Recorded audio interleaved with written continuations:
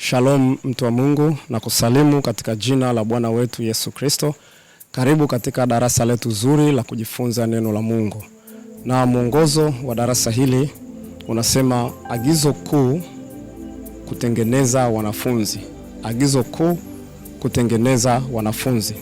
Na neno letu la msingi au andiko la msingi linapatikana kwenye kitabu cha Mathayo sura ile 28 mstari wa 19. Kipindi kile ambacho Bwana wetu Yesu Kristo anamaliza huduma yake duniani, aliwaita mitume wake na kuambia maneno haya: basi enendeni mkawafanye mataifa yote kuwa wanafunzi, mkiwabatiza kwa jina la Baba na Mwana na Roho Mtakatifu, na kuwafundisha kuyashika yote niliyowaamuru ninyi, na tazama mimi nipo pamoja nanyi siku zote. Hili linaitwa agizo kuu ambalo mimi na wewe tuliomwamini Yesu Kristo lazima tulielewe kwa undani na kwa upana wake. Ukweli ni kwamba wengi tunakiri kwamba tumelipokea na tumelielewa, lakini tukija katika matendo hatujalielewa vizuri wengi wetu. Na hivyo katika darasa hili tunaenda kuangalia kwa undani Bwana wetu Yesu Kristo alimaanisha nini katika maneno haya. Sasa hapa ukitazama anasema mkawafanye mataifa kuwa wanafunzi. Asemi mkawafanye mataifa kuwa wafuasi, asemi mkawafanye mataifa kuwa washirika, asemi mkawafanye mataifa kuamini. Anasema mkawafanye mataifa kuwa wanafunzi. Sasa lazima ujifunze au jiulize hao wanafunzi ni watu wa namna gani ambao Bwana wetu Yesu Kristo anawaangalia na anataka hawa wawe ambao watatolewa katikati ya mataifa. Ni sasa nikupe labda mfano. Labda mtu anakuelekeza anakuambia nataka unikusanyie marubani wote, nina program nao katika project yangu ninayotaka kuifanya. Alafu wewe kwa sababu unajua rubani anakaa au anaendesha ndege, rubani anahusika na masuala ya ndege na masuala angani, basi unaenda katika kile kiwanja cha ndege airport na kwenda kuwakusanya abiria wote ambao wanapanda ndege. Alafu nasema nimeagizwa kuja kuwakusanya ninyi abiria wote, watu wote ambao mnapanda ndege, mnakaa katika chombo kinachoitwa ndege, na bosi wangu ana project na nyinyi. Ni kweli unaweza kuwakusanya ukiwa wengi kwa sababu wasafiri ni wengi, lakini marubani ni wachache. Na baadaye yule bosi wako atakuuliza marubani wako wapi? Utasema nimekuletea watu ambao wanapanda ndege, kwa sababu hata rubani nao ni kitu kimoja tu, wanakaa katika chombo kimoja, wanakaa katika anga moja, wanaenda katika anga moja. Lakini ukweli ni kwamba umekiuka maagizo na utakuwa umepata hasara na kuwachosha wengine. Na ndivyo ilivyo hata sasa hivi. Watu wengi tunaenda kufanya kazi ya Mungu, lakini hatujui yule ambaye tunaenda kumtengeneza ni mtu yupi ambaye Bwana anamtaka. Sio kila mtu ambaye tunasema tumemleta kwa Yesu Kristo ndio zao ambalo Bwana alilikusudia. Hapana. Sasa ili kuelewa vizuri mwanafunzi ni mtu gani, turudi katika maisha ya Bwana wetu Yesu Kristo na huduma yake. Bwana wetu Yesu Kristo alikuwa na makundi mawili ya watu. Kundi la kwanza liliitwa makutano. Nao walikuwa ni wengi sana. Idadi yake ni nyingi, malaki kwa malaki. Walikuwa kimfuata popote alipokwenda. Lakini tofauti ile kundi ni kwamba ilikuwa linamfuata Yesu kwa sababu ya shida zao binafsi. Waliokuwa wagonjwa ili waponywe, kazi ishi. Waliokuwa na shida zao mbalimbali za kimaisha, waliokuwa na njaa ili wapate chakula, kazi ishi. Kwa hiyo lilikuwa ni kundi kubwa sana na alikuwa anamfuata Yesu mpaka walikuwa na kanyagana. Kwa hiyo ukiangalia, ungeweza kuangalia ungesema wale watu ni watu wa Yesu. Lakini unakuwa ni kwamba wale watu hata mioyo yao ilikuwa katika Yesu Kristo. Lakini kundi la pili ni kundi ambalo Yesu aliliita wanafunzi. Na kama ukisoma katika maandiko utagundua alikuwa na wanafunzi 70. Lakini maanishi 70 tu, 70 ni idadi ya wanaume. Alikuwa na wanafunzi wengine pia ambao walikuwa wanakaa na kumsikiliza hata na wanawake. Lakini katikati yao ndo akaja akatoka na mitume 12. Kundi hili ni kundi ambalo lilikuwa tofauti kabisa. Hata Bwana wetu Yesu Kristo alipokuwa akifundisha, maneno mengi alikuwa anaficha katika mafumbo. Lakini alipokuwa ameketi pamoja na wanafunzi wake, aliweza kuwafafanulia yale mafumbo kwa sababu alikuwa na agenda ya tofauti na wale. Na ndio hao ambao walikuja kaatuma baadaye kuenenda ulimwenguni kote. Na ndio hao ambao siku ya Pentekoste walikuwa wamekusanyika, na ndio ambao walikuwa hata katika kile kipindi ambacho anasulubiwa pale msalabani. Kwa hiyo hawa ndio ambao Bwana wetu Yesu Kristo aliwaangalia, na hawa ndio walikuwa amewafocus mataifa kuwa wanafunzi. Kwa hiyo kundi hili la wanafunzi ndio kundi ambalo mimi na wewe tumeambiwa tukalitengeneze. Ndio kundi ambalo mimi na wewe tumeambiwa tukalitengeneze. Sasa tutakwenda kuangalia mwanafunzi ni mtu gani, na tutakwenda kuangalia hatua za kumtengeneza mwanafunzi. Wewe kama mhubiri, kumbuka darasa hili linakuhusu wewe ambaye ni mchungaji, linakuhusu wewe ambaye ni mwinjilisti, linakuhusu wewe ambaye ni mwalimu, linakuhusu wewe ambaye ni askofu, linakuhusu wewe ambaye ni shemasi, linakuhusu na wewe ambaye umeokoka, umemwamini Yesu Kristo na ni mtumishi wa Bwana. Linakuhusu wewe ambaye unawashuhudia wengine kuhubiri injili mitaani. Linakuhusu wewe ambaye unashuhudia wengine kuhubiri injili hata katika mabasi. Kwamba tumeambiwa tukawatengeneze watu hawa kuwa wanafunzi, wala sio makutano, wala sio wafuasi. Sasa nataka tuangalie mwanafunzi ni mtu gani? Mwanafunzi ni mtu gani? Mwanafunzi ni mtu yule aliyeamua kumfuata Yesu na kuishi sawasawa na mafundisho yake yote. Yule aliyeamua kumfuata Yesu, na tukisema kumfuata Yesu maana yake kumwamini Yesu, lakini kuishi sawasawa na yale maagizo au mafundisho yake yote. Huyo ndo anaitwa mwanafunzi. Bwana Yesu asifiwe sana. Na tutaangalia mtu gani au kigezo gani ambacho mtu akikikidhi huyu ataitwa mwanafunzi, au ukienda ukimtengeneza akapokea, basi huyu ataitwa mwanafunzi wa Yesu. Lakini sasa kabla ya kwenda kuangalia, nataka nikupe picha ya mwanafunzi wa Yesu au hatua za mwanafunzi wa Yesu. Katikati yao wanaitwa wanafunzi wa Yesu, kuna wanafunzi ambao ni wanafunzi wachanga, lakini kuna wale wanafunzi ambao wanaitwa wanafunzi kweli kweli. Kuna wanafunzi ambao ni wanafunzi wachanga, lakini kuna wanafunzi ambao wanaitwa wanafunzi kweli kweli. Kwa mfano ukisoma kile kitabu cha Yohana sura 8 mstari 30 na 31, Yesu aliwaambia wale Wayahudi ambao waliamini, akasema ninyi mkikaa katika neno langu mmekuwa wanafunzi wangu kweli kweli. Kwa mpaka Yesu anasema umekuwa mwanafunzi kweli kweli, maana kwamba kuna wanafunzi ambao ulikuwa sio kweli kweli, ulikuwa ni wanafunzi ambao bado ni mchanga. Kwa hiyo kuna hatua za wanafunzi. Kuna wanafunzi ambao bado ni wachanga na kuna wanafunzi ambao ni wanafunzi kweli kweli. Kwa hiyo kigezo cha wewe kuwa umekidhi kwamba tayari umeshamtengeneza huyu mtu, at least awe huyu mwanafunzi, lakini asiwe makutano, asiwe mfuasi, lakini awe huyu anaitwa mwanafunzi. Alafu huyu akishakuwa mwanafunzi anaandaliwa kuwa mwanafunzi kweli kweli. Bwana Yesu asifiwe sana. Sasa tutakwenda kuangalia hatua ambazo wewe kama mhubiri unapaswa umpitishe huyu mtu ambaye umeenda kumhubiria injili na kumfanya kuja kwa Yesu. Watu wengi wanaenda barabarani wanahubiria watu, ni vizuri. Tunaenda sokoni tunahubiria watu, ni vizuri. Ni kweli wanampokea Yesu, tayari wameshampokea Yesu. Lakini wale watu, je, ni wanafunzi? Si wanafunzi. Sasa baada hapo ni nini? Au tunaenda kufanya maombezi, au tunakuwa na huduma ambazo zinakuwa ni za maombi na maombezi. Ni kweli tunafanya kazi ya Mungu. Sasa wale watu wanapokuja ni makutano, wamekusanyika. Lengo la Mungu ni kupata watu wanaitwa wanafunzi katikati ya wale makutano. Kwa hiyo Mungu anapokusanya makutano, sio watu wote watakuwa ni watu wake. Lakini je, katikati ya wale makutano ni wapi ambao ni wanafunzi ambao wewe unawasimamia na wewe unawatengeneza? Swala la msingi sana. Wewe kama mhubiri ambao unafanya huduma kubwa sana au huduma ndogo na unafanya maombi na maombezi, unawafungua watu, unawatengeneza watu, unawaponya watu, unafanya chochote cha kiroho. Je, hao watu wanaokufuata ni wangapi wanafunzi katikati ya hao? Kwa hiyo agizo kuu ni kuwatengeneza watu kuwa wanafunzi. Sasa hatua ambazo unapaswa mtengeneze mtu ambaye umemhubiria na amemwamini Yesu Kristo, lazima kuwa kuna hatua kuu 5. Na katika darasa la kwanza tutaangalia hatua 2 za kwanza, alafu katika darasa linalofuata tutaangalia hizo hatua 3 zilizosalia. Hatua ya kwanza ambayo unapaswa uchukue kwa mtu ambaye unamhubiria injili. Kwanza, jambo la kwanza ni wokovu na kumfuata Yesu. Wokovu na kumfuata Yesu Kristo.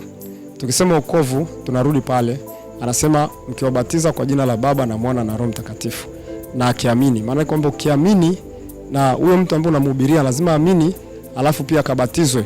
Kwa hiyo mtu ambaye atakayeamini na kubatizwa alafu akakusudia kumfuata Yesu, akakusudia kumfuata Yesu, tayari huyo mtu anakuwa amekidhi vigezo vya wanafunzi. Zingatia, sio kuamini na kubatizwa tu, lakini akaamua na akakusudia kumfuata Yesu. Huyo tayari kama mwanafunzi. Sasa kumfuata Yesu ndio kigezo kikubwa sana.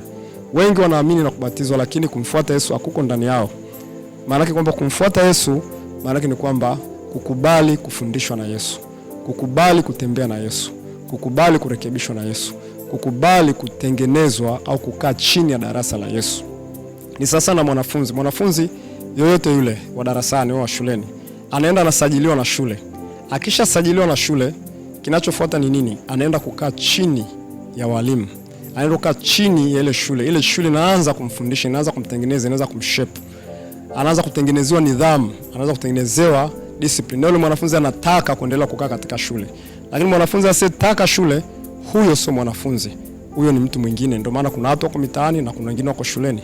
Ni picha kamili ya mtu anaitwa mwanafunzi. Ndio maana nikasema ni wokovu lakini plus jumlisha kumfuata Yesu. Sasa angalia watu ambao waliitwa wanafunzi.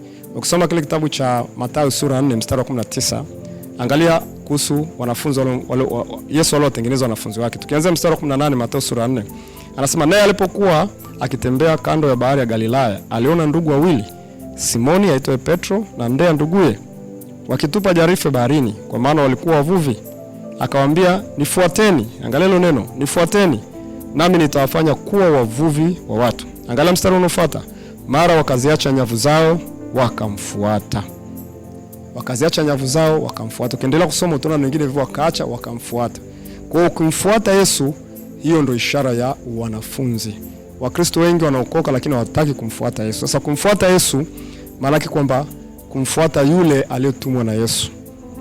Umeona? Yule aliyetumwa na Yesu. Kwa mfano ukisoma kile kitabu cha Korinto Korinto wa kwanza sura 11 mstari wa kwanza, Paulo anasema, mnifuate mimi kama mimi ninavyomfuata Kristo.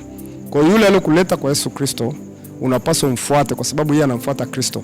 Hivyo basi ukimfuata yeye sasa unamfuata Yesu. Sasa yule anayekuleta katika imani au wewe unemchukua yule mtu na kumleta, lazima huyu mtu kukubali kufundishwa, kukubali kuelekezwa, kukubali kubadilishwa. Na katika kumfundisha sasa, ili awe mwanafunzi ambaye ni kweli mwanafunzi wa Yesu Kristo, lazima huyu mtu afundishwe mambo kadha wa kadha. Jambo la kwanza, lazima afundishwe kumjua Yesu Kristo katika neema na kweli. Yesu Kristo katika neema na kweli. Kwa hiyo utaanza kumfundisha kumjua Yesu Kristo. Alikuja kuleta nini duniani? Na Yesu Kristo alikuja kumkomboa nani duniani? Na Yesu Kristo kusudi lake la kuja duniani ni nini? Je, ni kutufanya kuwa mabilionea au kutukomboa katika dhambi zetu? Kwa hiyo unaanza kumfundisha kwa ndani. Wewe kama mwalimu wake unamfundisha kwa ndani. Na unahakika kwamba anakubali na anatii na anaelekezeka. Huyo anaitwa mwanafunzi. Lakini pamoja na hiyo unamfundisha pia kuomba, maombi. Kisha una mtu anakubali kufundishika na kuwa mtiifu katika maombi, basi unaanza kujua kabisa huyu ni mwanafunzi. Lakini pia unakuwa tayari kumtengenezea darasa huru. Darasa huru ni darasa la kujifunza kwa njia ya maswali na majibu. Kwa mfano ukisoma Luka sura ile ya 2 mstari wa 46, utaona Bwana wetu Yesu Kristo kipindi kile aliketi chini ya wale walimu akiwauliza maswali. Kwa sababu siku zote mwanafunzi anaelewa huwa akaagi kimya wala bubu, anauliza maswali. Kwa hiyo lazima mtengenezee mazingira ya kuwa na darasa la kujifunza, darasa la kufundishwa na darasa la kukaa na kukulia wokovu na kujua kweli yote katika misingi yote ya kiimani. Sasa ndio kitu ambacho hata mitume walikifanya. Tukisoma kile kitabu cha Matendo ya Mitume, tusome Matendo sura ya 2 mstari wa 41. Tukisoma Matendo sura ya 2 mstari wa 41, angalia nasemaje. Nao waliolipokea neno lake wakabatizwa, na siku ile wakaongezeka watu wapata 3,000. Siku ile Pentekoste walipomaliza kuhubiri Injili wakaongezeka, wakabatizwa kuongezeka. Lakini anasema wakawa wakidumu katika fundisho la mitume. Kwa walidumu katika fundisho la mitume na katika ushirika, umeona, maana yake kanisa, na katika kumega mkate, umeona, na katika kusali. Haya ni mambo ambayo ni ya msingi sana. Mtu hapa anapoamini anapaswa aletwe katika ushirika. Ndio hapa sasa huyu mtu analetwa ndani ya kanisa. Kwa hiyo mtu ambaye anakubali kuja katika kanisa, tayari huyu unaweza kumhesabu kuwa ni mwanafunzi. Na maandiko yanasema kwamba huyu ndio mwanafunzi ambaye Bwana anataka tumtengeneze. Kwa hiyo hesabu wale watu ambao umewaleta katika kanisa ni wangapi? Lakini hata kama haji katika kanisa, lakini anakubali kufundishwa hata katika darasa la pembeni, pia huyu ni mwanafunzi wa Yesu Kristo.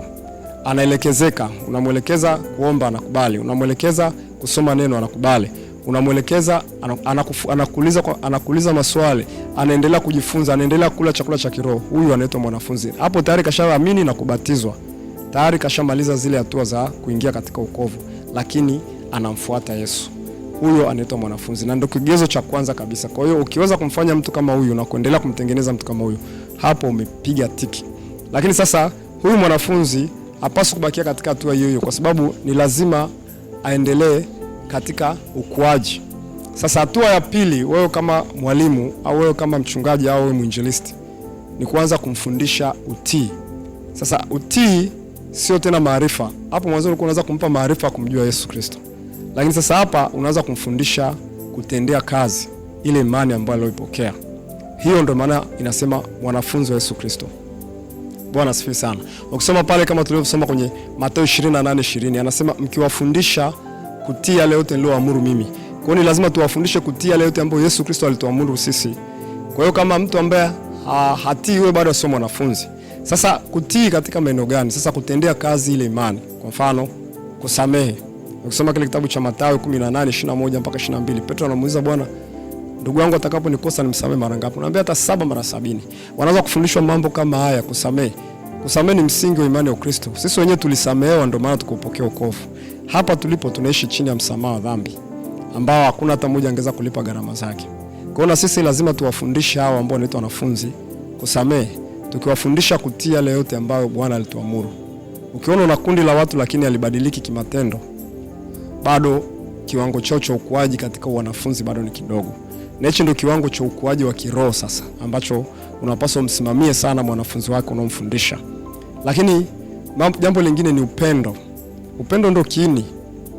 Yesu anasema upendo wetu lazima uzidi upendo wa watu wa mataifa.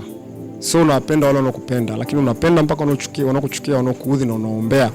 Sasa hili lazima liingizwe sana katika mioyo ya wanafunzi wetu.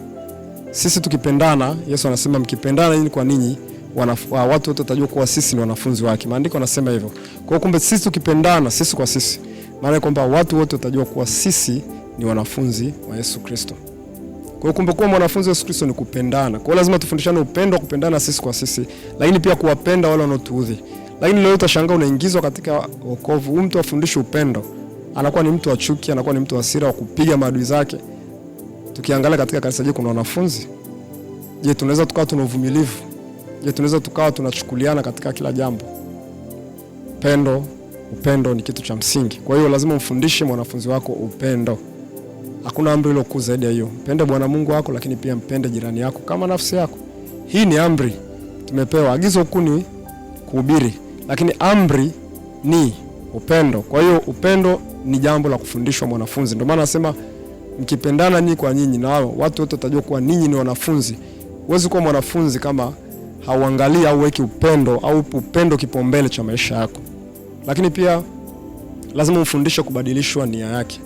Ukisoma Warumi sura ya 12 mstari wa 2 na kuendelea, anasema na tugeuzwe nia yetu, tusifuatishe namna ulimwengu huu. Kwa hiyo mwanafunzi yoyote yule ni lazima afundishwe kuishi maisha ambayo yanakinzana au yanaenda kinyume na ulimwengu. Ulimwengu kienda hivi lazima ende tofauti. Kuna mambo mengi ulimwengu yanakosesha. Kwa hiyo mwanafunzi lazima afundishwe kubadilishwa mawazo yake yamwelekee Kristo, afikirie mambo leo juu sio leo chini. Lakini leo tunaona kwenye kanisa watu wengi sana wanaishi kidunia, fashion, mitindo, style za kidunia. Akienda duniani ni mtu wa kidunia. Huyu sio mwanafunzi. Mwanafunzi anabadilishwa ufahamu wake, anafundishwa unyenyekevu. Mwanafunzi anafundishwa kuwa mpole, anafundishwa tabia ya utakatifu katika mwenendo na mavazi. Kwa hiyo tukiangaliwa, watu wakituangalia sisi tunakuwa kama nuru ya ulimwengu. Unaona hapo unakuwa unamtengeneza mwanafunzi ambaye Yesu anataka mwanafunzi kweli. Sasa unaelekea katika hatua za kumtengeneza mwanafunzi kweli ambaye Bwana anamhitaji asimame katika misingi ya kweli. Na kuna thawabu kubwa sana kumtengeneza mtu kama huyu, kwa sababu jinsi unavyoendelea kumwandaa huyu mtu ndivyo ambavyo anavyoweza kuwa mtu wa matunda. Yaani kuna wanafunzi ambao bado hawezi kuwa na matunda kwa sababu ya hali yao ya uchanga, lakini kwa jinsi anavyoendelea kuandaliwa na kukuzwa anaenda kuwa mwanafunzi mwenye matunda. Kwa hiyo hili ni jambo ambalo nilikuwa natamani ulifahamu, la kwanza na la pili, kwamba jambo la kwanza anapokea wokovu na kumfuata Yesu, lakini jambo la pili unamfundisha utii. Utii sio maarifa, utii ni kutii. Tii neno la Mungu, tii na kulifuata neno la Mungu. Badilika tabia, badilika mwenendo. Ndio hapa kunakuja kuona kufundisha sana, kukaripia, kuonya. Hapa ndio panapokuja kumtengeneza na kumsimamia ule mtu. Kwa hiyo angalia haya mambo ni muhimu sana. Wewe ambaye unasema mimi ni soul winners, mimi ni mvunaji wa roho za watu, ni mvuvi wa watu. Kumbuka Bwana anataka uwavue wanafunzi, sio makutano. Kwa hiyo usijisifu kwa wingi wa watu ambao wanasema nimeokoka, nimempokea Yesu, nimebatizwa, alafu unasema leo nimewaleta watu wengi kwa Yesu. Yesu anakuambia nataka wanafunzi, sitaki makutano. Sitaki watu wanaonifuata kwa sababu wameponya magonjwa yao. Sitaki watu wanaonifuata kwa sababu wamekuja kwa sababu ya shida zao. Nataka watu ambao wanaweza kunifuata na kunitii. Hayo ndo maagizo ambayo Bwana ametupa. Basi katika darasa linalofuata tutaendelea na wanafunzi kweli kweli. Kumbuka ziko ngazi 5. Na hii ngazi ya 3, ya 4 na 5 tutajifunza katika darasa linalofuata. Mungu akubariki sana. Mungu akuongeze na Mungu